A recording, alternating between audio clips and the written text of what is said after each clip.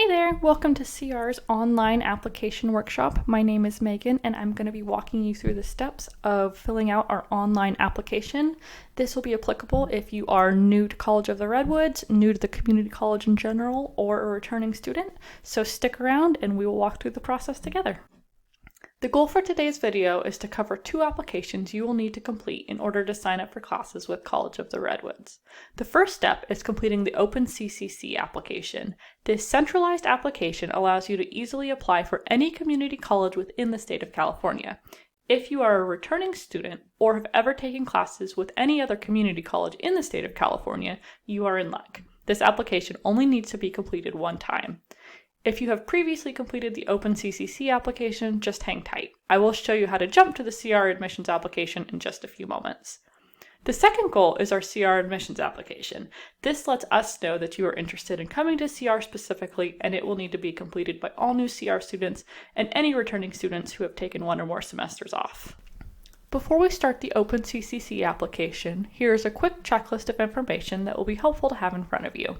Please be prepared to enter your social security number if you have one, and use your full legal name and provide an active email address.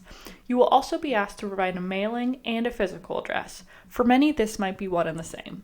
There is one section that asks for your permanent address, and it will not accept a PO box. If you do not have all this information in front of you, and you need to complete the OpenCCC application, I recommend you pause this video here, because once you have everything in front of you, the applications will go much faster. If you are ready to get started, the first step will be to navigate to College of the Redwoods homepage, and that is at www.redwoods.edu. That's www.redwoods.edu.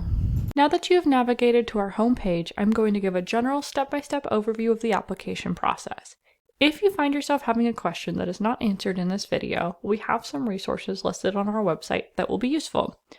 At the top of our website, you will see a link that says COVID-19 updates for CR students, faculty, staff, and community. If you click on this link, it will take you to a webpage dedicated to providing resources and contact information for different departments who can help answer specific questions. To start both the OpenCCC application and the CR admissions application, click the big check mark at the top right of the screen that says Apply. This will take you to our Getting Started at CR page. Under Getting Started at CR, you'll see steps 1 through 7. We are not doing all 7 today, just that step 1. You'll go ahead and click on step 1, Apply. So under Apply to College of the Redwoods, you'll see the link that says CR's admissions application in blue, and you'll want to go ahead and click that. I promised I would tell you how to skip to the CR admissions application, and we are at that point now. If you have previously completed the OpenCCC application, click the Sign In button. You should have created a login and password when you created the account originally. If you don't remember one or the other, the Recover Tools and Helpline are both really handy. You cannot create a new CCC Apply account.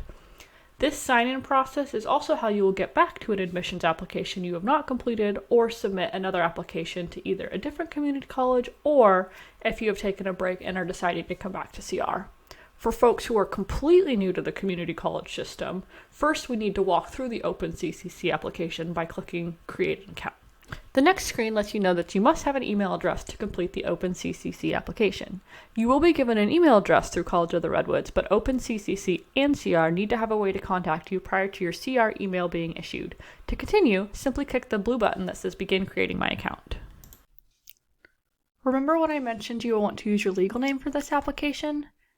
This section of the application specifically asks for your legal name. Please make sure you're using the name that would appear on your ID, like a driver's license, a social security card, or a passport. This helps ensure that all your information is linked appropriately throughout your academic career. Then it will ask if you have a previous name, such as a maiden name. Click yes or no. If you click yes, it will ask for that information. The next question asks if you have a preferred name. If you go by your middle name or nickname, we want to honor that in how we communicate with you day to day. If you prefer to go by your legal name, just click no. The date of birth you're putting in the system is the same date of birth that would match the identification that you would show for your legal name. The only thing with the date of birth section is that for some reason you slightly type the day or the year wrong on one of the lines, it will not let you continue until both lines match. So just make sure that your date of birth line matches your confirmed date of birth line.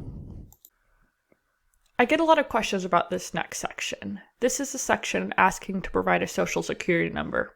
You actually have the option to provide either your social security number or your taxpayer identification number. Both options are totally fine. It seems like most folks just decide to go with social security number. Make sure that you select which number you're entering before you type the number in. If you don't do this and press continue, it will make you type it all over again. When entering social security number or the taxpayer identification number, type the same number into both boxes with no dashes or spaces. If you do not have a social security number, there is a box at the bottom that says check this box if you do not have a social security or taxpayer identification number. If you are unsure, there is also a link to exceptions that you can click on for more information. Once you are done filling out the social security or taxpayer identification number section, you should be able to scroll down and press continue. If for some reason a red box appears, this just means you either missed information or information was inconsistent, so go ahead and update that, and then you should be able to go ahead and continue on to the next page. So this next section is going to ask for an email, telephone, and address. I don't have the address shown up on the screen. I had to get a little creative since I have done this application once before and you can only do it one time. But just so you know, it's going to go ask for your email and then a telephone number and finally a permanent address. So for that email, you want to put in an email that you use regularly. Make sure you put it in the same twice. If you don't, it's going to give you an error message. And then that telephone number, you actually only need to put one telephone into the system. So if you have one phone number that is your main point of contact, that's fine. Just make sure you only put it in once. If you put the same phone number in twice, it will give you an error and won't let you continue. And then if you don't have an extension, that's totally fine. Just go ahead and leave that section blank. And then I don't have it up on the screen, but if you scroll down, it'll also ask for your permanent address. That is going to be the section that a PO box does not work in. So make sure that you have an address that's not a PO box, and then you'll be able to go ahead and put that in and go on to the next page. Again, if for some reason a box is highlighted in red, that just means that it's inconsistent information or you just missed a spot, and just go ahead and double check that before you can continue. So this next portion of the application is going to ask you to create a username and password. You might remember that I previously mentioned that the username and password you create in the OpenCCC application is the one that you will use to get into your admissions application. And that's true. So I highly encourage you to consider taking the 30 seconds after you create this username and password and it's accepted to go ahead and either put it in notes section of your phone or write it down somewhere safe. Because this will be that username and password you will use to log in to the account to either pick up where you left off on the CR admissions application, or if you're interested in applying to multiple community colleges, this username and password is going to be the same across all of them. So again, take that 30 seconds, write it down, you'll be happy you did, and then you don't have to worry about if you remember it or not.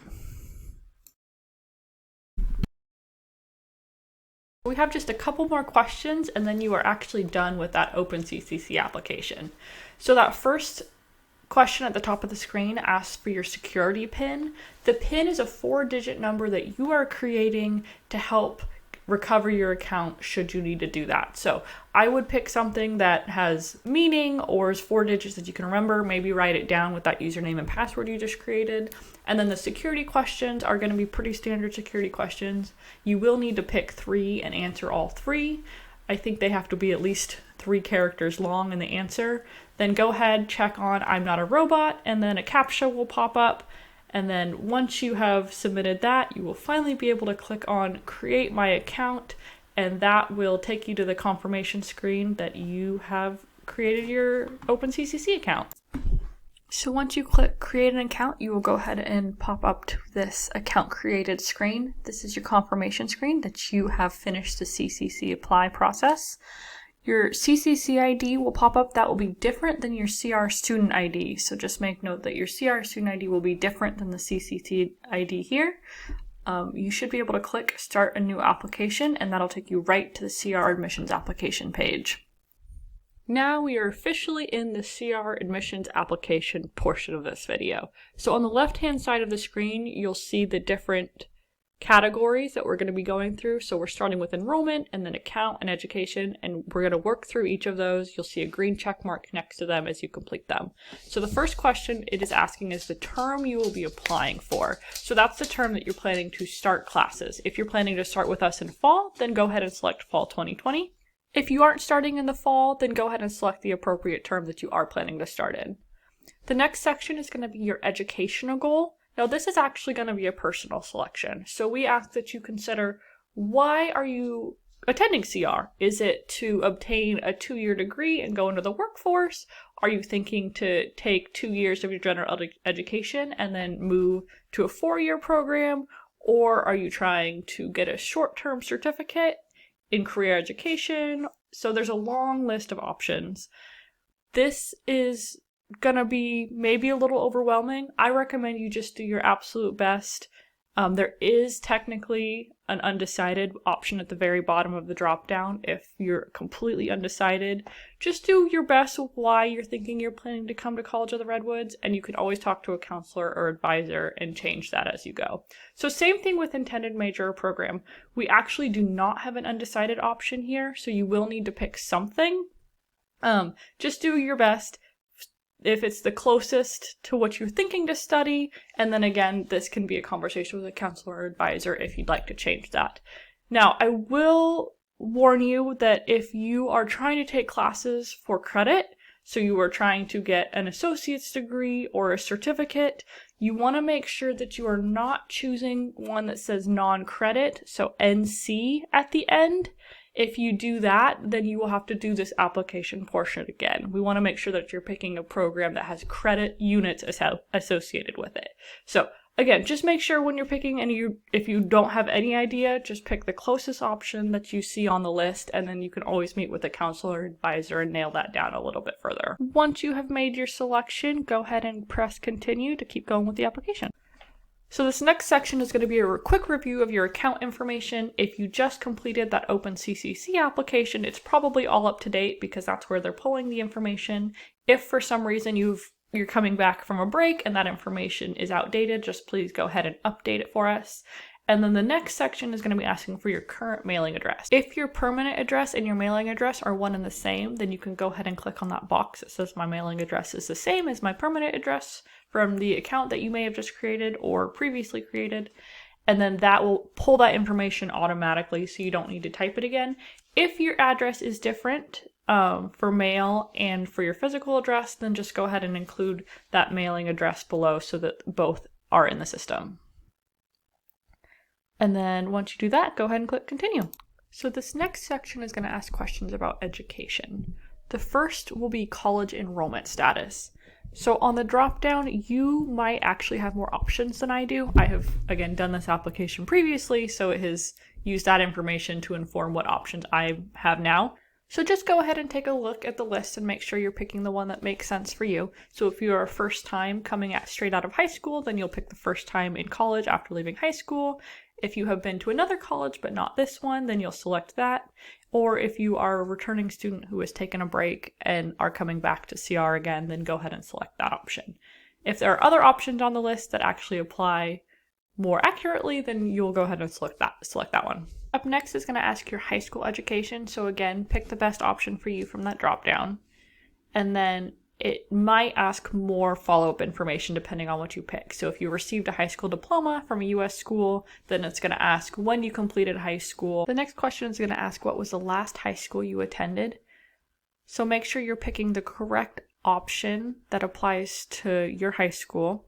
So if you attended high school, you'll go ahead and click that top option, and then it will ask for more information about what high school you attended. If you are homeschooled or independently homeschooled or did not attend high school, then make sure you're clicking on that instead. But if you attended high school, then you'll go ahead and you'll select that, and then it's going to ask what high school you attended, what state. California is actually going to be located at the top because it assumes the majority of students coming to community college in California are from California. And then you will go ahead and search for the high school in the next bar. So it might take it a second, but you'll go ahead and you'll search, and then a list will pop up based on that search, and you'll pick the school that was the school that you attended. Up next is your high school transcript information. It's going to ask what your unweighted high school GPA was, and then it's going to ask your highest English course and the highest math course that you completed in high school, and what grade you received in each of those. So if it's been a while, do the best you can, but it will want this information in the system before you can go ahead and continue with that application. Once all that information has been put into the application, you will go ahead and press continue, and we will carry on. The next set of questions is going to be about citizenship and military status. So the first question is about citizenship, so you will go ahead and click on the drop down and pick the option that is right for you. You have a choice of U.S. citizen, permanent resident, temporary resident, refugee, student visa, or other. So make sure that you're clicking on the correct one, and then some of them will require more additional information to be put in the system depending on which one you click on. And then next is U.S. military, dependent of military. So again, you will click on the drop down and you pick the option that is correct for you. If you have no military affiliation, then you will just go ahead and say none apply to me. If you or a spouse or guardian are in the military, or you yourself have served in the military, then you're going to want to make sure to choose that option from the drop down. So once you have answered the citizenship and the military question, you will go ahead and continue, and that'll take us to the next section. Up next will be questions about residency. So that first question will be California residence. You're going to be answering, have you lived in California continuously since August 21st of 2018? So if you have lived in California since then, go ahead and click yes. If no, then it's going to ask, when did your current stay in California begin? And you'll just enter that month, day, and year to the best of your ability.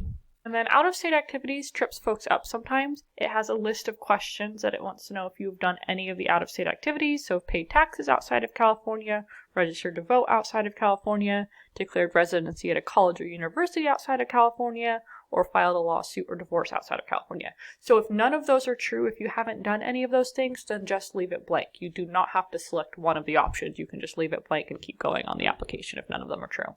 Special residency categories. So if you've ever been in court-ordered foster care, you'll go ahead and click yes, and it'll ask some additional questions. If you have never been in court-ordered foster care, then just go ahead and say no, and then continue. You'll see that we're slowly working our way through each section. On the left-hand side, you'll see green check marks as we work our way down. So the first question under needs and interest is main language. So are you comfortable reading and writing in English? That's just going to be a yes or a no. And then financial assistance. So it's going to ask, are you interested in receiving information about money for college? So again, select yes or no there. And then are you currently receiving TANF, CalWORKS, SSI, or general assistant? If you're unsure and you are still a dependent, it might be worth it to ask your parent or guardian just to double check before you click yes or no on that one. Up next, the question asks about athletic interest. So it gives you 3 options and you will need to pick one of them. So the first one is yes, I am interested in one or more sports, including the possibility of playing on an intercollegiate team.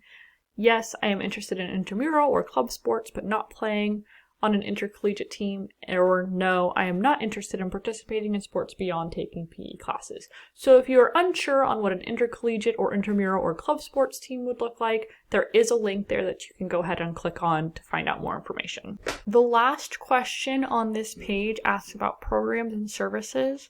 There's a long list of options to choose from. Not all of them might be familiar, and that's okay. Just take a look at the list, and if there's any that you're at all considering or would like more information on, then just go ahead and click those from the list before you hit continue. More information will be provided to you via email from the programs that you click on. The next set of questions are going to be demographic information. So that first question asks your gender/transgender. So go ahead under gender and click either female, male, non-binary, or you have the option to decline to state. And then do you consider yourself transgender? And again, you select yes, no, or you have the option to decline the state. The next question is about sexual orientation. So again, you have another drop-down option. You have straight or heterosexual, gay or lesbian or homosexual, bisexual, other, or decline to state. Up next, we have the parent or guardian education levels. So it gives you the option to select parent or guardian 1 and parent or guardian 2 and put the highest education level they achieved. If you are unsure and you don't have the ability to ask your parent or guardian, one or both of them, then you can also select unknown to continue the application. So the next questions cover the topics of race and ethnicity. So the first question asks, are you Hispanic or Latino? And you'll go ahead and select yes or no for that one. And then the next question asks for you to check all the ethnicities, nations, and ancestry groups that you identify with. So you have a pretty broad selection, and then if you click on each option, it'll give you a lot more specific options to choose from. So you can answer as specifically or as broad as you'd like, and then once you have answered that, you'll go ahead and click continue.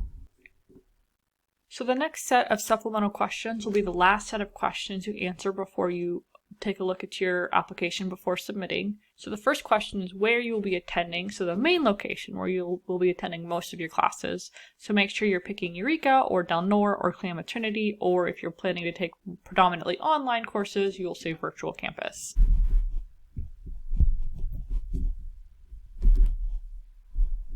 After you've selected your main campus, it's going to ask, will you be a full-time student? So it's asking if you will be planning to take 12 units or more. So if you're planning to take 12 or more units, then you will be considered a full-time student, and you'll go ahead and click yes. If that's not the case, then go ahead and just click no.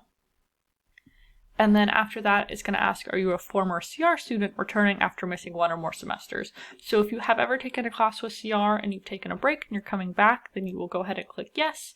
This way our system knows to look for your other profile and that we will link everything together. After that, you can click, if you're interested in learning more about CR's honors program, then you can click the box there. Before you hit continue on this page, you're going to have some information about payment of fees and promise to pay. Make sure that you read through that before you hit continue. This is important information about what you are agreeing to as you move forward with registering for classes. So the next section under submission allows you to review your responses before you finally submit the application. I recommend you click on the Review My Application button. It will expand all of the answers that you have previously submitted, and just to double check that everything is up to date. So your term, your educational goal, your major, program of study, your address, all the details that you've submitted. Just take that extra 30 seconds, look it over to make sure everything's good. Now, some of this can be updated with meeting an advisor or counselor, like the educational goal or that major program of study, but some of these answers cannot be updated without submitting a new application. So that's why it's super important you take a look at it. It'll save you time in case anything's wrong before you submit it. So if everything looks good, you can go ahead and click on Hide My Application. It'll shrink it back down again for you, and then it's going to ask a couple of consent to release information questions before you can finally submit. So make sure you read those through and then click on either I consent or I do not consent. There is some information about our privacy policy if you're nervous at all about saying that you consent. And then if you scroll down to submit your application, you are declaring that you are legally who you say you are and you have provided accurate information. After you have read through everything and checked the boxes, then once you go down to the bottom, you will be able to go ahead, select submit, and you are done. Congratulations on finishing the CR's admissions application. So you are probably wondering what your next steps will be in this process. First of all, check your email regularly. This is how CR will get in contact with you, and any programs that you selected that you would like more information will be sending you emails shortly. Also, if you have not done so already, please make sure you fill out the FAFSA application. That can be found on our financial aid webpage on our website. And then finally, I encourage you to visit CR's webpage in general for more information. You can find out more information about the programs of study that you might be interested in, and then as well as how to make an appointment with an advisor, counselor, financial aid, also more information on admissions and records and all of our special programs. So thanks for sticking through the whole video with me, and I hope that this was helpful.